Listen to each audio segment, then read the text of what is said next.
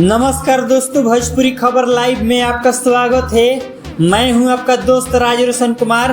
आज की सबसे बड़ी खबर है दोस्तों, पवन सिंह का यह नया पोस्टर देखकर हम तो बेहद उत्साहित हैं। हमें पूरी उम्मीद है कि उनके पिछले गानों की तरह ही सुपर डुपर हिट होगा और हर रिकॉर्ड तोड़ देगा।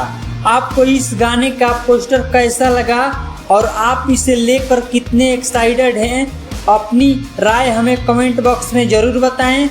और दोस्तों, इस तरह की और भी ताज़ा भोजपुरी न्यूज अपडेट और गाने के रिव्यू के लिए देखते रहिए आपका अपना चैनल भोजपुरी खबर लाइव।